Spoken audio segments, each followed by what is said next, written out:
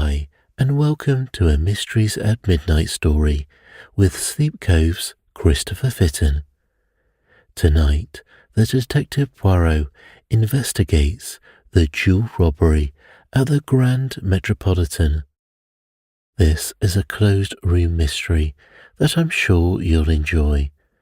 There is a sketch included in the original text, which you can find in the YouTube video. This recording has no music in the background, so if you prefer relaxing music in the background, please see the link in the top pinned comment for that video. So let's begin. Poirot investigates the jewel robbery at the Grand Metropolitan. Poirot, I said, a change of air would do you good. You think so, mon ami? Said Poirot. I am sure of it. Said my friend, smiling. It is all arranged, then? You will come, I replied. Where do you propose to take me? Said Poirot. Brighton. As a matter of fact, a friend of mine in the city put me on to a very good thing, and well, I have money to burn, as the saying goes. I think a weekend at the Grand Metropolitan would do us all the good in the world. Thank you, I accept most gratefully. You have the good art to think of an old man, and the good art is in the end worth all their little grey cells. Yes, I who speak to you am in danger of forgetting that sometimes. I did not quite relish the implication.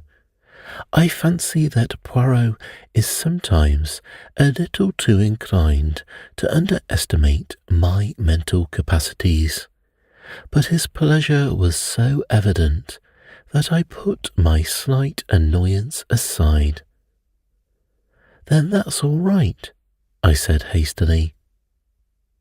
Saturday evening saw us dining at the Grand Metropolitan in the midst of an exciting throng. All the world and his wife seemed to be at Brighton.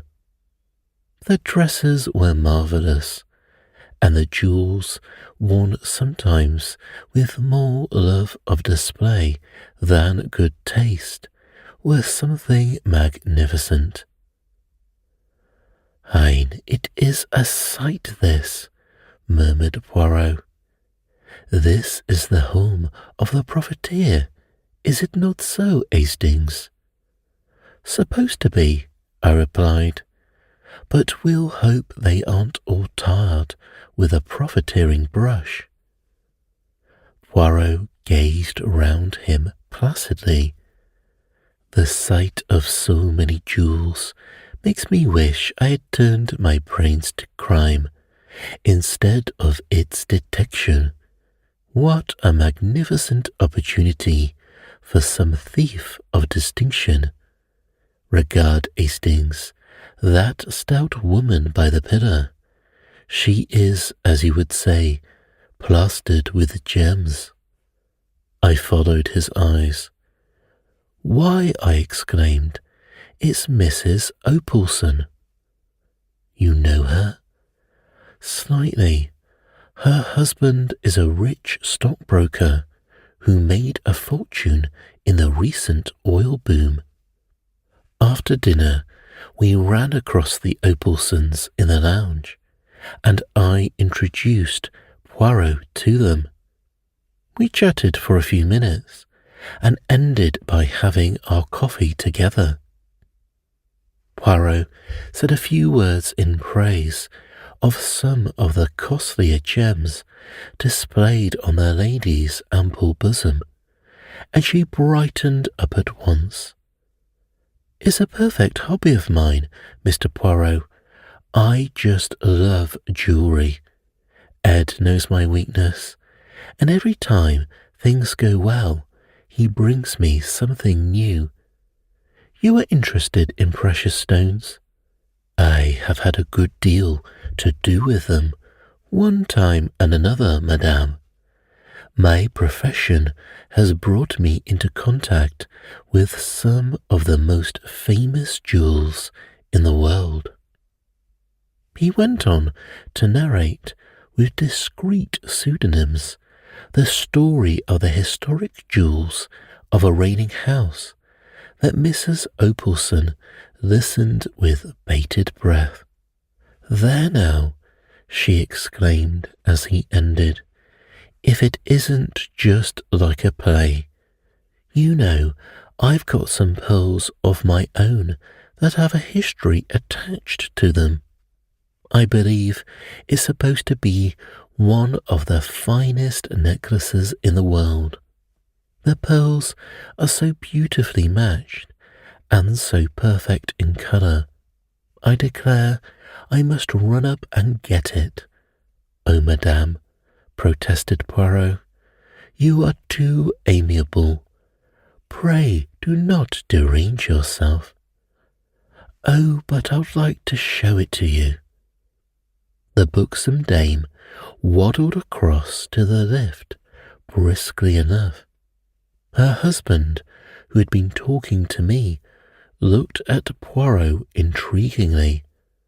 "Madame, your wife is so amiable as to insist on showing me her pearl necklace," explained the latter. "Oh, the pearls!"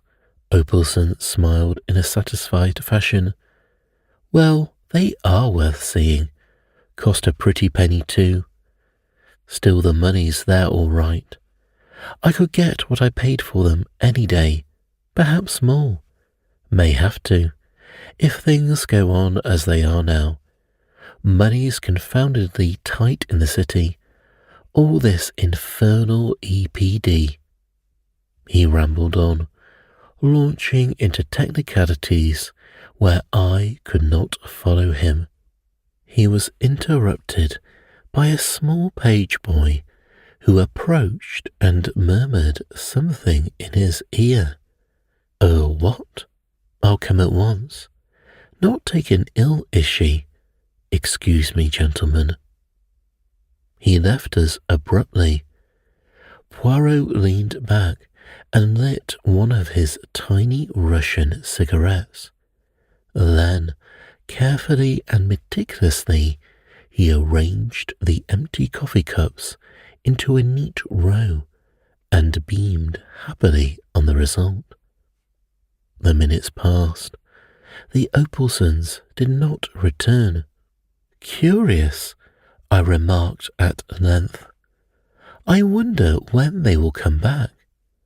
Poirot watched the ascending spirals of smoke and then said thoughtfully, "They will not come back."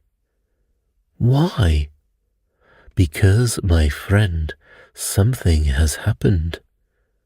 "What sort of thing? How do you know?" I asked curiously. Poirot smiled. "A few moments ago, the manager came hurriedly out of his office and ran upstairs. He was much agitated. The lift boy is deep in talk with one of the pages. The lift bell has rung 3 times, but he heeds it not. Thirdly, even the waiters are distrait, and to make a waiter distrait." Poirot shook his head with an air of finality. The affair must indeed be of the first magnitude. "Ah, it is as I thought. Here come the police." 2 men had just entered the hotel, one in uniform, the other in plain clothes. They spoke to a page and were immediately ushered upstairs.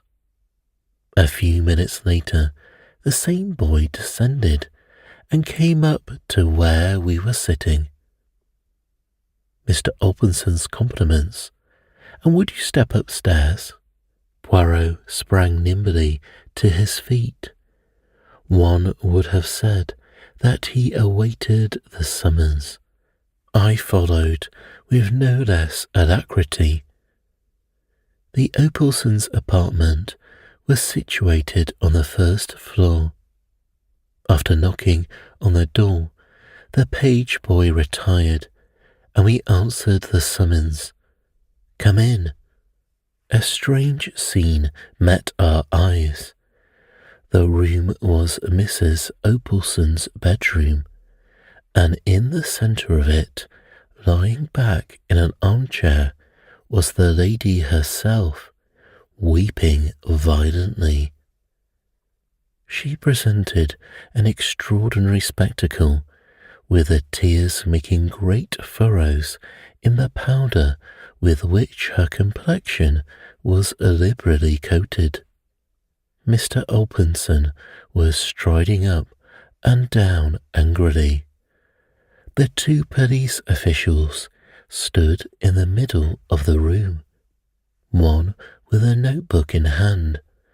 A hotel chambermaid, looking frightened to death, stood by the fireplace, and on the other side of the room, a Frenchwoman, obviously Mrs. Opalson's maid, was weeping and wringing her hands with an intensity of grief that rivaled that of her mistress.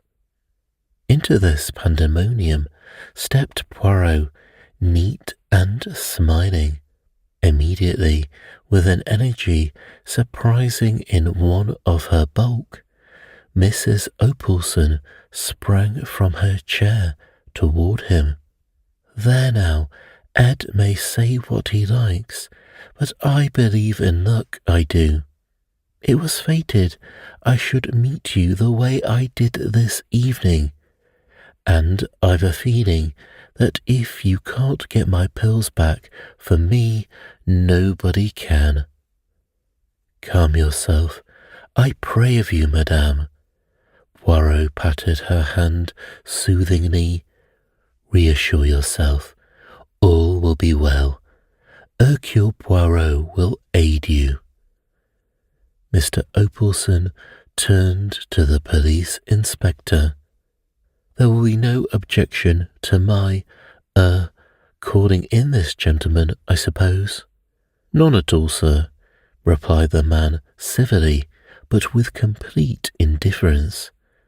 "Perhaps now your lady's feeling better, she'll just let us have the facts." Mrs. Opalson looked helplessly at Poirot. He led her back to her chair. "Seat yourself, madame, and recount to us the whole history without agitating yourself."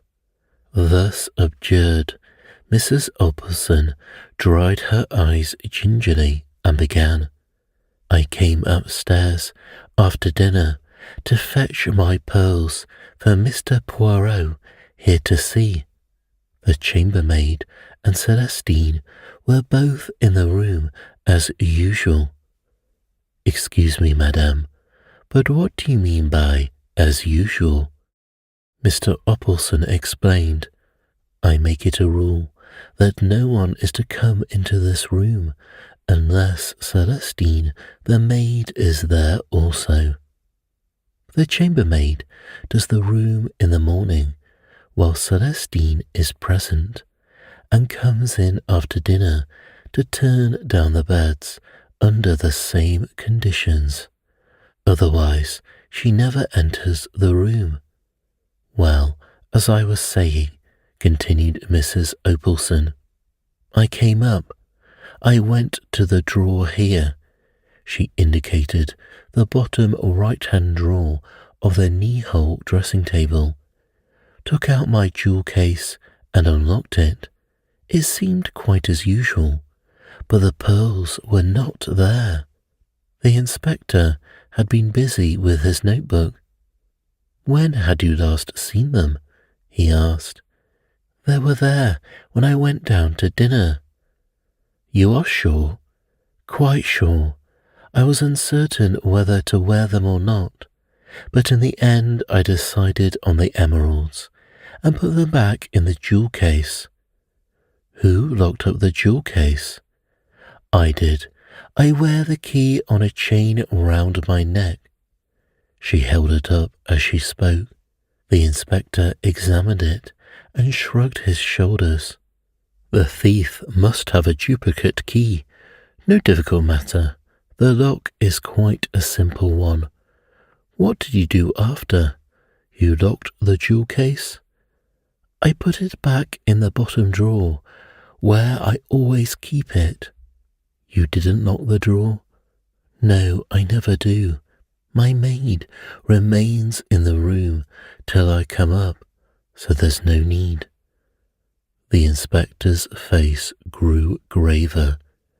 Am I to understand that the jewels were there when you went down to dinner, and that since the maid has not left the room?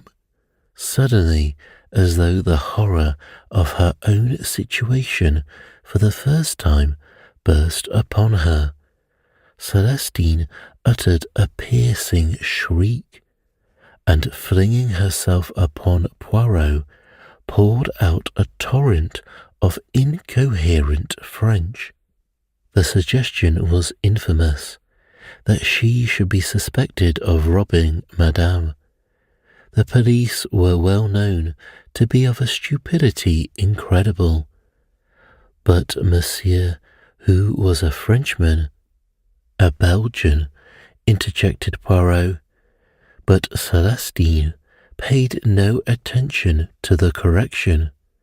Monsieur would not stand by and see her falsely accused, while that infamous chambermaid was allowed to go scot-free. She had never liked her, a bold, red-faced thing, a born thief. She had said from the first that she was not honest, and had kept a sharp watch over her too, when she was doing Madame's room. Let those idiots of policemen search her, and if they do not find Madame's pearls on her, it would be very surprising. Although this harangue was uttered in rapid and virulent French, Celestine had interlarded it with a wealth of gesture, and the chambermaid realized at least a part of her meaning. She reddened angrily. If that foreign woman's saying I took the pearls, it's a lie, she declared heatedly. I never so much as saw them. Search her, screamed the other. You will find it, as I say.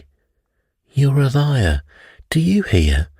Said the chambermaid, advancing upon her. Stole 'em yourself, and want to put it on me. Why, I was only in the room about 3 minutes before the lady came up, and then you were sitting here the whole time, as you always do, like a cat watching a mouse. The inspector looked across inquiringly at Celestine. Is that true? Didn't you leave the room at all? I did not actually leave her alone, admitted Celestine reluctantly, but I went into my own room through the door here twice, once to fetch a reel of cotton and once for my scissors. She must have done it then. You wasn't gone a minute, retorted the chambermaid angrily. Just popped out and in again. I'll be glad if the police would search me. I've nothing to be afraid of. At this moment, there was a tap at the door. The inspector went to it. His face brightened when he saw who it was. Ah, he said, that's rather fortunate. I sent for one of our female searchers, and she's just arrived. Perhaps if you wouldn't mind going into the room next door. He looked at the chambermaid, who stepped across the threshold with a toss of her head. the searcher following her closely. The French girl had sunk sobbing into a chair. Poirot was looking around the room, the main features of which I have made clear by a sketch. "Where does the door lead?" he inquired, nodding his head towards the one by the window. "Into the next apartment, I believe," said the inspector. "It's bolted anyway on this side." Poirot walked across to it, tried it, and then drew back the bolt and tried it again. "And on the other side as well," he remarked. "Well, that seems to rule out that." He walked over to the windows, examining each of them in turn. And again, nothing, not even a balcony outside. "Even if there were," said the inspector impatiently, "I don't see how that would help us if the maid never left the room." "Évidemment," said Poirot, not disconcerted, "as mademoiselle is positive she did not leave the room."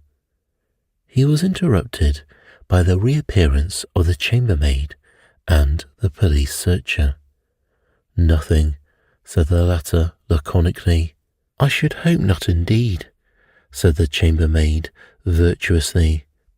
"And that French hussy ought to be ashamed of herself, taking away an honest girl's character." There, my girl, that's all right," said the inspector, opening the door. "Nobody suspects you. You go along and get on with your work." The chambermaid went unwillingly.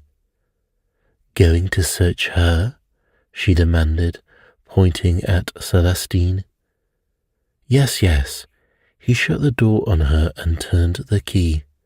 Celestine accompanied the searcher into the small room in her turn.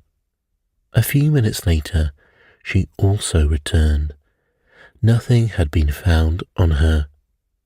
The inspector's face grew graver. "I'm afraid I'll have to ask you to come along with me all the same, miss." He turned to Mrs. Opelson. "I'm sorry, madam, but all the evidence points that way. If she's not got them on her, they're hidden somewhere about the room."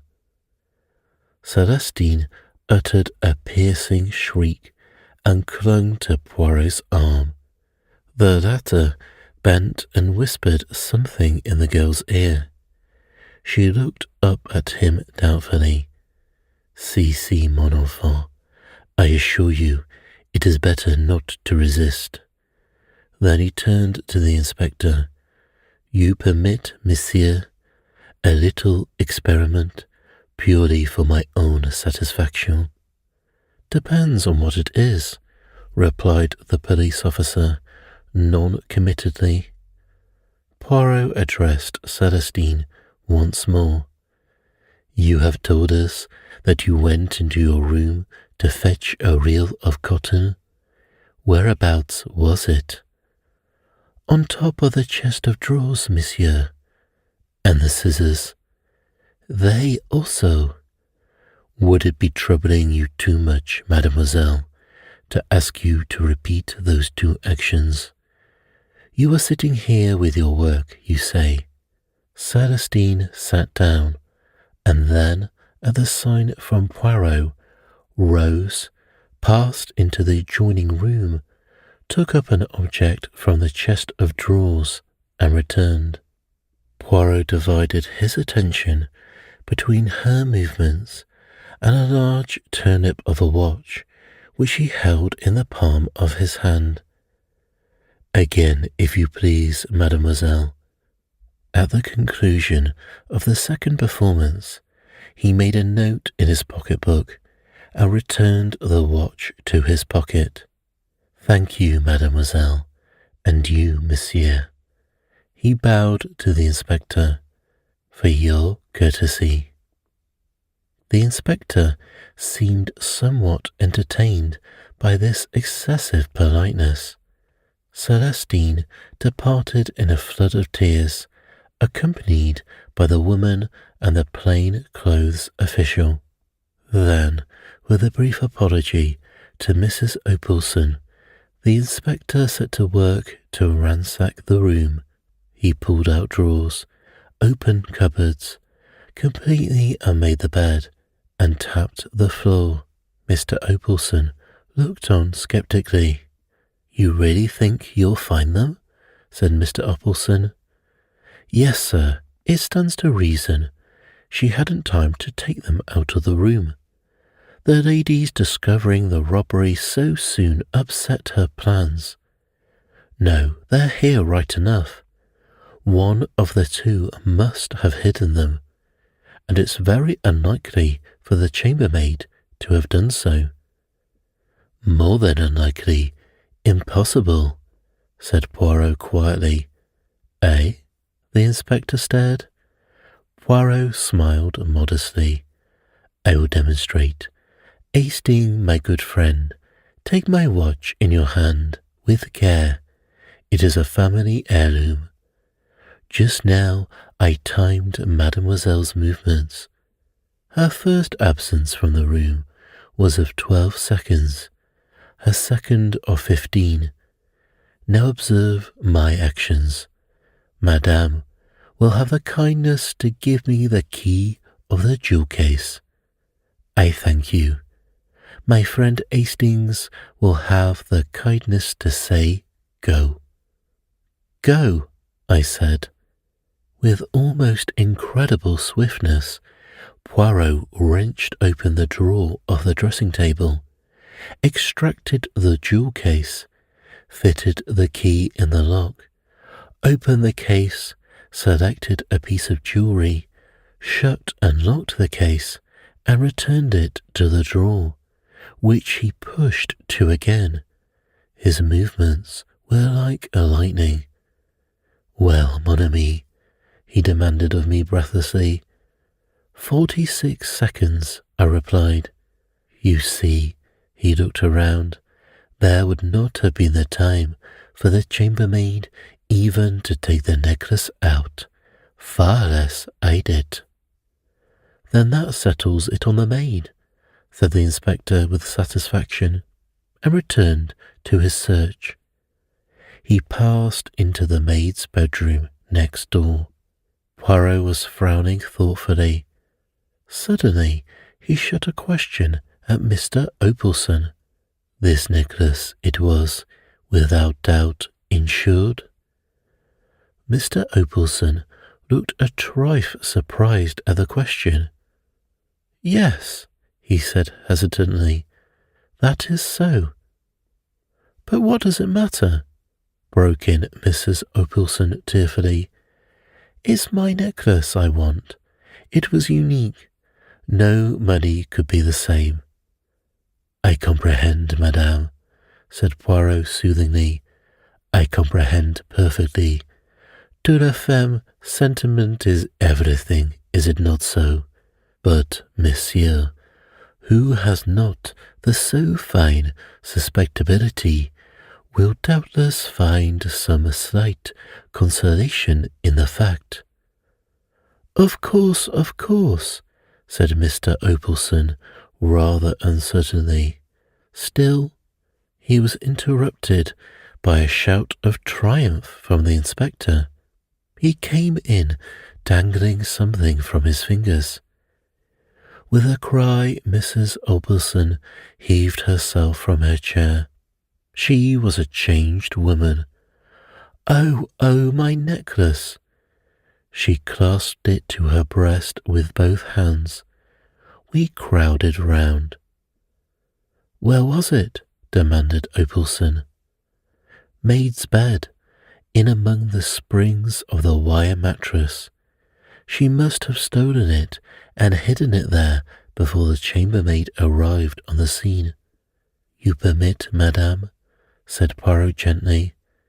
He took the necklace from her and examined it closely, then handed it back with a bow.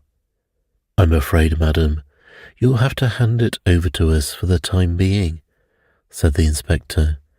We shall want it for the charge, but it shall be returned to you as soon as possible. Mr. Opalson frowned. Is that necessary? I'm afraid so, sir. Just a formality. Oh, let him take it, Ed, cried his wife.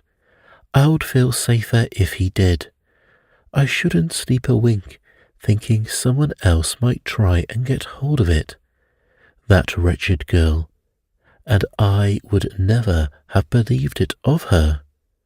There, my dear, don't take on so, said Mr. Opalson. I felt a gentle pressure on my arm. It was Poirot. Shall we slip away, my friend? I think our services are no longer needed. Once outside, however, he hesitated, and then, much to my surprise, he remarked, I should rather like to see the room next door. The door was not locked, and we entered. The room, which was a large double one, was unoccupied. Dust lay about rather noticeably, and my sensitive friend gave a characteristic grimace as he ran his finger round a rectangular mark on a table near the window. The service leaves to be desired, he observed dryly. He was staring thoughtfully out of the window, and seemed to have fallen into a brown study. Well, I demanded impatiently, what did we come in here for? He started. Je vous demande pardon, mon ami. I wish to see if the door was really bolted on this side also. Well, I said, glancing at the door, which communicated with the room we had just left. It is bolted. Poirot nodded. He still seemed to be thinking.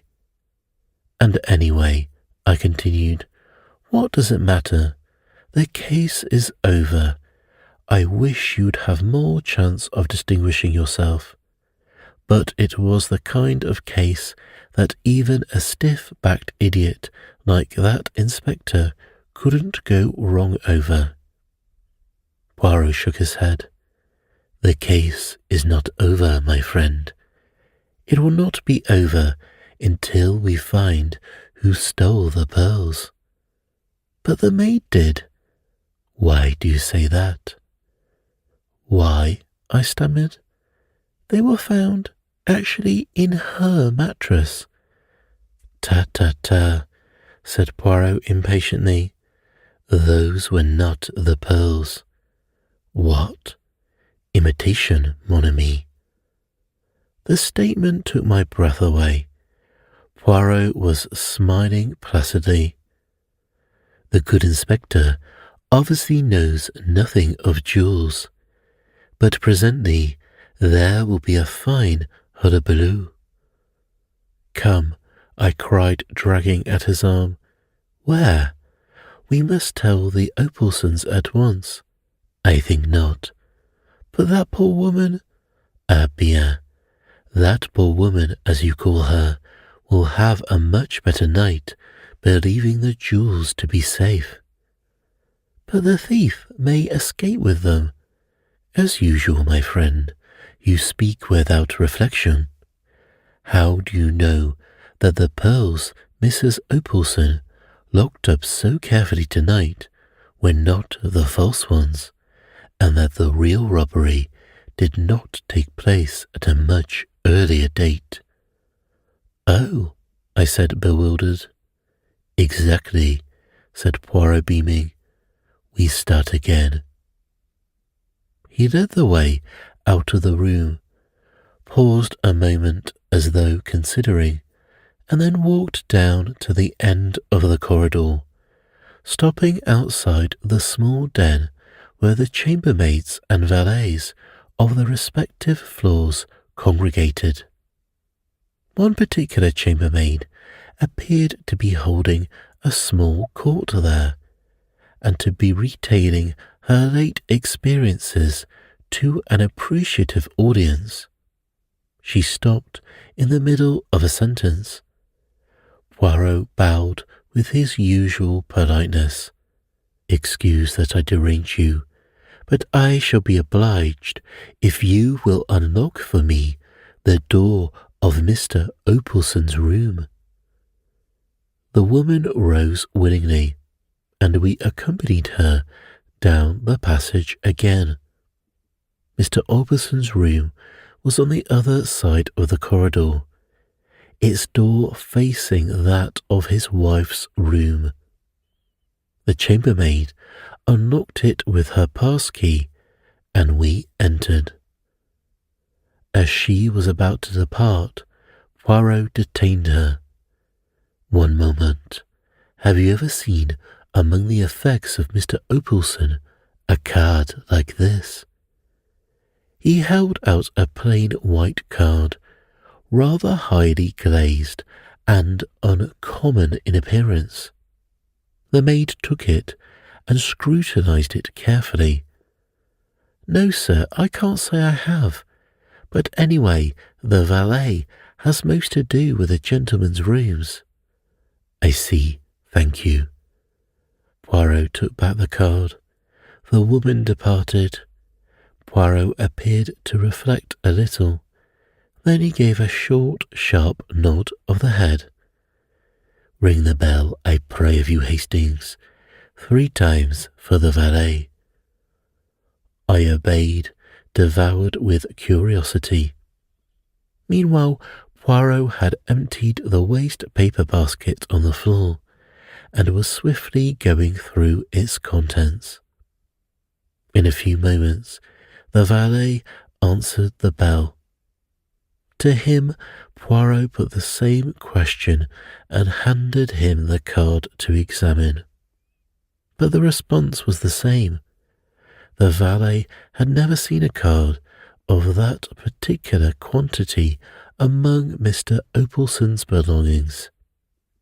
Poirot thanked him, and he withdrew, somewhat unwillingly, with an inquisitive glance at the overturned waste paper basket and the litter on the floor. He could hardly have helped overhearing Poirot's thoughtful remark as he bundled the torn papers back again. And the necklace was heavily insured. "Poirot," I cried, "I see—" "You see nothing, my friend," he replied quickly. "As usual, nothing at all. It is incredible, but there it is. Let us return to our own apartments." We did so in silence. Once there, to my intense surprise, Poirot effected a rapid change of clothing. "I go to London tonight," he explained. "It is imperative." "What?" "Absolutely. The real work, that of the brain, those brave little grey cells. It is done. I go to seek the confirmation. I shall find it. Impossible to deceive Hercule Poirot." "You'll come a cropper one of these days," I observed, rather disgusted by his vanity. "Do not be enraged, I beg of you, mon ami. I count on you to do me a service, of your friendship." "Of course," I said eagerly, rather ashamed of my moroseness. "What is it?" "The sleeve of my coat that I have taken off. Will you brush it? See you, a little white powder has clung to it. You without doubt observed me run my finger round the drawer of the dressing-table?" "No, I didn't." "You should observe my actions, my friend. Thus I obtained the powder on my finger, and, being a little overexcited, I rubbed it on my sleeve. An action without method which I deplore, false to all my principles." "But what was the powder?" I asked, not particularly interested in Poirot's principles. You should observe my actions, my friend. Thus I obtained the powder on my finger, and being a little overexcited, I rubbed it on my sleeve, an action without method which I deplore, false to all my principles. But what was the powder? I asked, not particularly interested in Poirot's principles. Not the poison of the Borgia, replied Poirot with a twinkle. I see your imagination mounting. I would say it was French chalk. French chalk? Yes, cabinet makers use it to make drawers run smoothly. I laughed. You old sinner, I thought you were working up to something exciting. Au revoir, my friend. I save myself. I fly. The door shut behind him. With a smile, half of derision, half of affection, I picked up the coat and stretched out my hand for the clothes brush. The next morning, hearing nothing from Poirot, I went out for a stroll, met some old friends, and lunched with them at their hotel. In the afternoon, we went for a spin. A punctured tyre delayed us, and it was past 8 when I got back to the Grand Metropolitan. The first sight that met my eyes was Poirot, looking even more diminutive than usual, sandwiched between the Opalsons, beaming in a state of placid satisfaction. Mon ami Hastings, he cried, and sprang to meet me. Embrace me, my friend. All has marched to a marvel. Luckily, the embrace was merely figurative. Not a thing one is always sure of with Poirot. Did you mean, I began. Just wonderful, I call it, said Mrs. Opalson, smiling all over her fat face. Didn't I tell you, Ed, that if he couldn't get back my pearls, nobody would? You did, my dear, you did, and you were right. I looked helplessly at Poirot, and he answered the glance. My friend Hastings is, as you say in England, all at the seaside. Seat yourself, and I will recount to you all the affair that has so happily ended. Ended, I said. But yes, they are arrested. Who are arrested? The chambermaid and the valet, parbleu. Did you not suspect? Not with my parting hint about the French chalk? You said cabinet makers used it, I replied. Certainly they do, to make drawers slide easily. Somebody wanted that drawer to slide in and out without any noise. Who could that be? Obviously, only the chambermaid. The plan was so ingenious that it did not at once leap to the eye, not even to the eye of Hercule Poirot. Listen, this was how it was done. The valet was in the empty room next door waiting. The French maid leaves the room. Quick as a flash, the chambermaid whips open the door, takes out the jewel case, and slipping back the bolt, passes it through the door. The valet opens it at his leisure with a duplicate key with which he has provided himself, extracts the necklace, and waits his time. Celestine leaves the room again, and pith! In a flash, the case is passed back again and replaced in the drawer. Madame arrives. The theft is discovered. The chambermaid demands to be searched.